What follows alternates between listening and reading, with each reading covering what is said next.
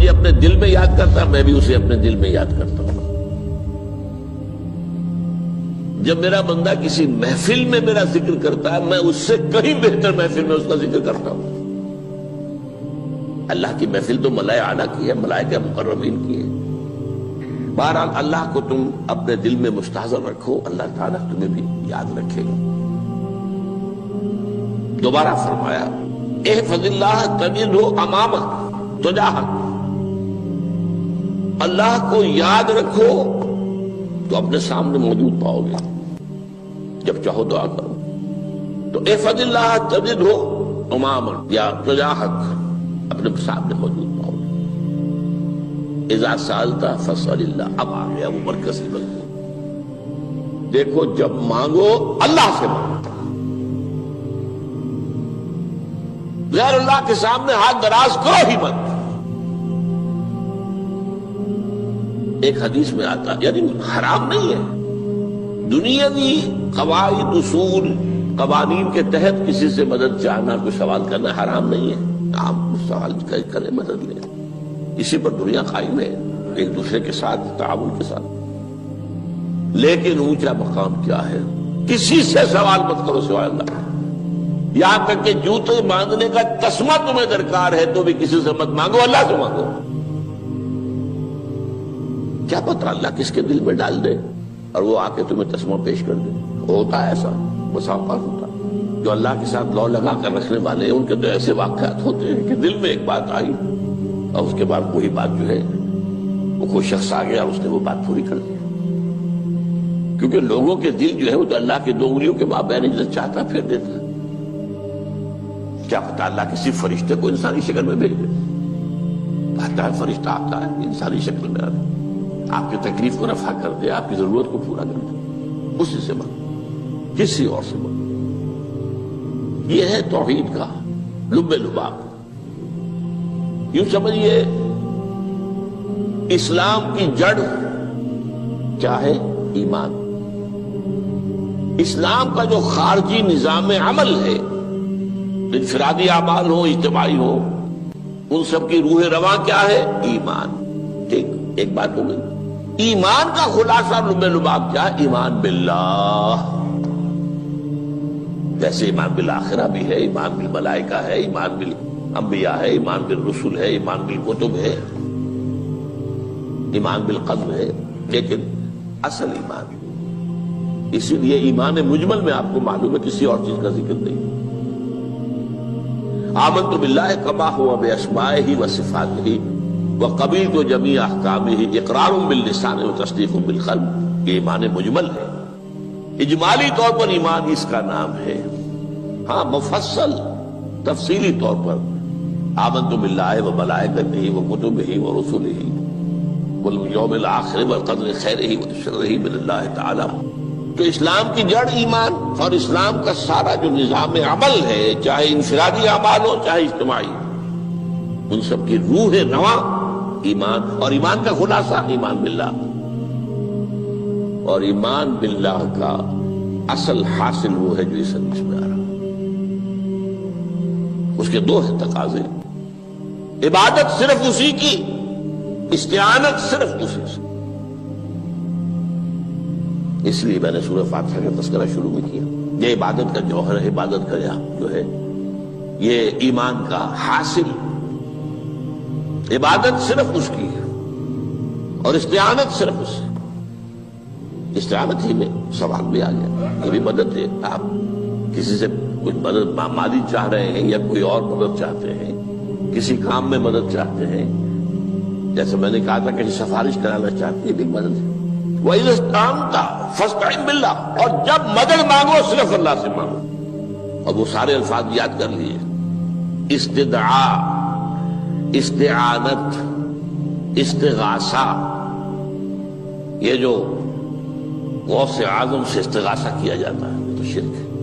استغاثہ اللہ سے، دعائی اللہ کی، اس اعتبار سے استمداد، استعانت، استدعاء، استغاثہ، یہ سب اللہ سے، صرف اللہ سے۔ عبادت صرف اللہ، ایاک نعبد، اور استعانت صرف اللہ سے۔ مانگو صرف اللہ سے، جب مدد طلب کرو صرف اللہ سے، اور جان لو اگر تمام لوگ جمع ہو کر تمہیں کوئی فائدہ پہنچانا چاہے نہیں پہنچا سکتے، الا بشیء قد کتب اللہ لک وان اجتمعوا علی ان یضروک بشیء لم یضروک الا بشیء قد کتب اللہ علیک، اگر سب مل کر چاہے تمہیں کوئی نقصان پہنچا دے نہیں پہنچا سکتے مگر وہی کچھ جو اللہ نے تمہارے لیے لکھ دیا۔ اب بتائیے خوف کی جڑ کٹ جائے گی کہ نہیں؟ یہ جو ایمان جو ہے یہ خوف اور حزن دونوں سے نجات دلانے والی بات ہے۔ جو حقیقی مومن ہے وہ اللہ کا ولی ہے، حقیقی مومن وہ اللہ کا ولی ہے، اور الا ان اولیاء اللہ لا خوف علیہم ولا هم يحزنون۔ یہ اولیاء اللہ کو علیحدہ مخلوق نہیں ہے، کوئی ان کے سر پہ سینگ نہیں ہوتے، انسان ہی ہوتے ہیں، لیکن حقیقی معنی میں مومن ان اعتبارات سے جو آج ہم پڑھ رہے ہیں ایمان اس درجے کا پہنچ گیا تو اللہ کا ولی ہے۔ ان لوگوں کے خوف کس بات کا ہوگا؟ کس سے خوف کروں؟ اس کے ہاتھ میں کچھ ہے ہی نہیں، اور اگر کچھ اللہ نے میرے لیے لکھ دیا وہ آ کر رہے گا، چاہے میں لاکھ گڑ گڑاؤں اس کے سامنے کہ مجھے چھوڑ دے، اگر اللہ نے لکھا وہ آیا وہ تو آئے، تو کاہے کو اس کے سامنے گڑ گڑانا، کاہے کو جبسائی کرنا اس کے سامنے، اور کسی کے ہاتھ میں کچھ ہے ہی نہیں، میرا خیر ہے ہی نہیں، کاہے کو خوشامد کرو اس کی۔ اور سنیے، رفعت الاقلام، دیکھو نوجوان، قلمیں اٹھا لی گئی ہیں، وجفت الصحف، اور جو رجسٹر ہیں صحیفے ان کی سیاہی خشک ہو چکی ہے۔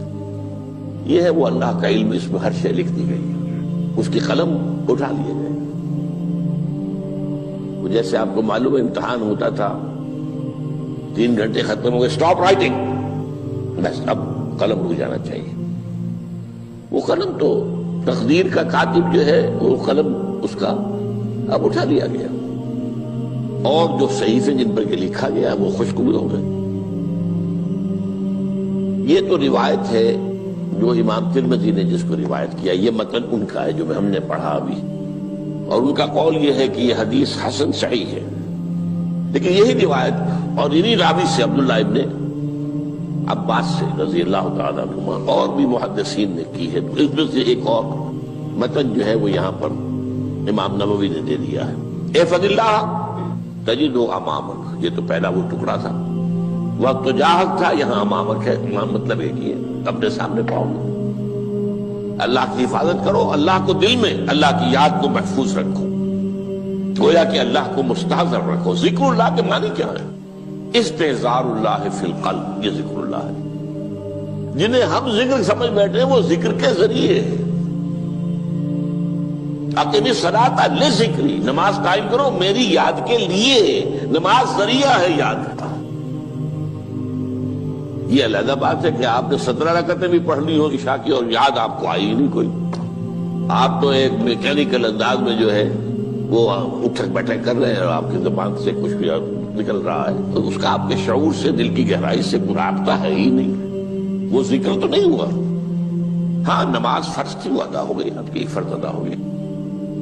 تو جنہیں ہم نے ذکر سمجھا وہ ذرائع ذکر ہے، اللہ اللہ سبحان اللہ سبحان اللہ زبان سے، یہ تاکہ اس کے نتیجے میں وہ ذکر حاصل ہو جائے۔ استحضار اللہ فی القلب، ذکر کے معنی ہے استحضار اللہ فی القلب۔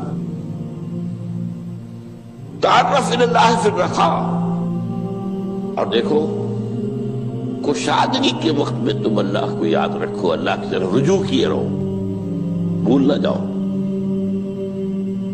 وہ نہ ہو جو کبھی کہا تھا، بہادر شاہ ظفر کے اشعار میں سے بہت زور کا شعر ہے، ظفر آدمی اس کو نہ جانیے چاہے کتنا ہی ہو فام زکا، جسے عیش میں یاد خدا نہ رہی، جسے تیش میں خوف خدا نہ رہا۔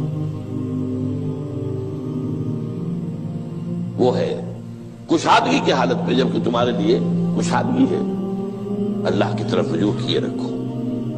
یعرف کا فی الشدہ، تو اللہ اپنی توجہ تم پر رکھے گا شدت کے وقت میں، جب تمہیں کوئی تکلیف ہے اس تکلیف کو تم پر آسان کر دے گا۔ تکلیف تو آنی ہے، جو لکھی ہوئی ہے وہ تو آئے گی، لیکن یہ کہ اللہ تعالیٰ اس کی شدت کو، ایک ہی چیز ہے جس کو ایک انسان بہت شدت کے ساتھ محسوس کر رہا ہے، دوسرا آدمی اتنا نہیں محسوس کر رہا ہے، احساس کا معاملہ ہوگا نا۔ وہ تو اصل میں اگر انسان کی نرز کٹی ہوئی ہے تو احساس ہوگا ہی نہیں، سرے سے ہی نہیں ہوگا۔ تو اس اعتبار سے اللہ تعالیٰ تمہارے لیے اس شدت کی کمی کر دے گا۔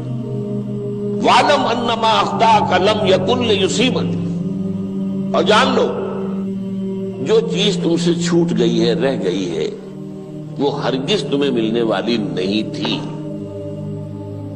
اب آپ نے کسی ملازمت کے لیے درخواست دی ہے، درخواستیں مانگی گئی ہیں، اپنی سی محنت کر لی، نہیں ملی ملازمت، اب آپ بیٹھے ہوئے افسوس میں، رنج میں، غم میں، فلاں نے یہ کر دیا، فلاں نے یہ کر دیا، وہ فلاں جو ہے بڑی تکڑی سفارش لے آیا تھا، فلاں نے رشوت دے دی۔ چھوڑو میاں اس کو، وہ تمہارے لیے نہیں تھی۔ کاہے کو اپنے ذہن کے اندر یہ کھچڑی پکا رہے ہو بیٹھے ہوئے؟ خواہ آپ شاید سوء ظن میں بھی مبتلا ہو رہے ہو، کسی نے نہ رشوت دی اور آپ سمجھتے ہو کہ رشوت دی ہے اس نے۔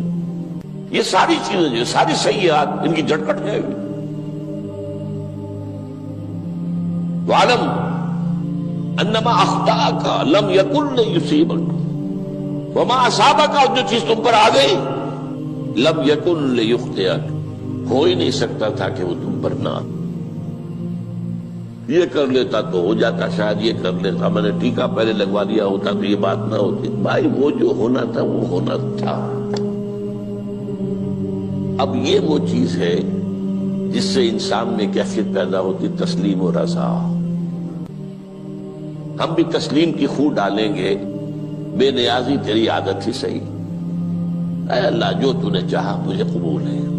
اسی لیے میں نے آپ کو آیتیں سنائی سورہ تغابن کی، ما اصاب من مصیبت الا باذن اللہ، کوئی مصیبت نہیں آتی مگر اللہ کے اذن سے۔ وَمَن یؤمن باللہ یہدی قلبہ، جو اللہ پر ایمان رکھتا ہو اللہ اس کے دل کو ہدایت دے دیتا ہے۔ ہدایت کس بات کی؟ تسلیم و رضا۔ سر دوستاں سلامت کہ تو خنجر آزمائی، نہ شبد نصیب دشمن کے شبد ہلاکت تیغت، اے اللہ تیری طرف سے ہے، مجھے قبول ہے، اور بظاہر مجھے تکلیف ہو رہی ہے لیکن یقیناً اس میں میرا کوئی خیر ہے۔ بیدک الخیر، تیرے ہاتھ میں تو خیر ہی خیر ہے، جو بھی تیری طرف سے آئے۔ سر تسلیم خم ہے جو مزاج یاد میں آئے، اور یہ مضمون جو ہے زیادہ بڑے پیمانے پر سورہ حدید میں آیا ہے۔ ما اصاب من مصیبت فی الارض ولا فی انفسکم الا فی کتاب من قبل ان نبرأها، کوئی مصیبت نہیں آتی نہ تمہاری جانوں میں نہ زمین میں زلزلہ آ جانا، سیلاب آ جانا، کچھ اور زمین کا دھنس جانا، یا یہ ہے کہ تمہاری جانوں میں کوئی بخار ہو گیا، کوئی اور تکلیف ہو گئی، اچانک معلوم ہوا کہ انسان جو کینسر ہے، اور کینسر بھی اب 3rd سٹیج کو پہنچ چکا ہے، لیکن جو بھی آیا ہے وہ اللہ کے علم کی کتاب میں پہلے سے لکھا ہوا ہے۔ فی کتاب من قبل ان نبرأها، یہ کتاب میں درج ہے اس سے پہلے کہ ہم اسے ظاہر کریں۔ اس کا نتیجہ کیا نکلنا چاہیے؟ لیکن لا تاسوا علی ما فاتکم ولا تفرحوا بما آتاکم، افسوس نہ کیا کرو جو تم سے جاتا رہے، چھوٹ جائے، کوئی عزیز فوت ہو گیا، کوئی موقع ہاتھ سے نکل گیا، ارے بھائی میں چوک گیا، بڑا موقع تھا، اب اس پر افسوس کر رہے ہیں؟ نہیں، جو چیز دیکھیں لا تاسوا علی ما فاتک ولا تفرحوا بما آتاک، جو اللہ تمہیں دے دے اس پر اتراؤ مت۔ وما اصابک لم یکن لیخطئک واعلم ان النصر مع الصبر، اور جان لو اللہ کی مدد صبر کے ساتھ آتی ہے، جو آئے اس کی طرف سے جھیلو، زبان پر کلمہ شکوہ اور شکایت نہ آئے، اللہ سے شکایت نہ آئے، تسلیم و رضا، جو تیری رضا ہے۔ تیری صحت ہمیں منظور ہے لیکن اس کو، مولانا محمد علی جوہر ایک مرتبہ جیل میں گئے، ایک بیٹی بیمار ہوئی، فوت ہو گئی، اس کے بعد دوسری مرتبہ پھر جیل میں گئے، دوسری بیٹی کو وہی بیماری ہوئی، جیل میں اطلاع ملی کہ بیٹی کو یہ بیماری ہو گئی ہے، تو خط لکھا ہے اشعار کی شکل میں، کا آخری شعر یہ ہے: تیری صحت ہمیں منظور ہے لیکن اس کو نہیں منظور تو پھر ہم کو بھی منظور۔ ہم تو چاہتے ہیں میں بیٹی کے تجھے شفا ہو جائے، اسے منظور نہیں تو پھر ہمیں بھی منظور۔ وَاعْلَمْ أَنَّ النَّصْرَ مَعَ الصَّبْرِ وَأَنَّ الْفَرَجَ مَعَ الْكَرْبِ۔ فرج، فراخی، کھل جانا کسی چیز کا، یہ ہے کرب کے ساتھ، تکلیف کے ساتھ، تکلیف ہوتی ہے ساتھ۔ اللہ نے قانون بنایا ہے دنیا کا۔ اب آپ اندازہ کیجئے بچے کی ولادت میں ماں کو کتنی تکلیف اٹھانی پڑتی ہے۔ آج کل تو فیشن ہو گیا ہے، سیدھے سیدھے جاؤ، آپریشن کراؤ، تکلیف سے بچ جاؤ، لیکن یہ ہے کہ یہ بھی آپ کے علم میں ہوگا، وہ ساری تکلیف جیسے ہی بچے کو لا کر ماں کے برابر لٹایا ہے، ساری تکلیف ختم، پھر جو راحت اس سے میسر آتی ہے۔ ان الفرج مع الکرب وان مع العسر یسرا، اسی لیے میں نے وہ آیتیں بھی پڑھی تھی، ان مع العسر یسرا ان مع العسر یسرا۔ اس دنیا میں یہ اللہ نے نظام بنایا ہے، سختیاں جھیلنی ہی ہوں گی۔ لقد خلقنا الانسان فی کبد، ہم نے انسان کو پیدا کیا ہے مشقت کے اندر، مشقت تو کرنی پڑے گی۔ کسی کی جسمانی مشقت زیادہ، کسی کی ذہنی مشقت زیادہ، مشقت سے چارہ کسی کو نہیں۔ تو یہ ہے ان مع العسر یسرا ان مع العسر یسرا۔ بارک اللہ لی ولکم فی القرآن العظیم ونفعنی وإیاکم بالآیات۔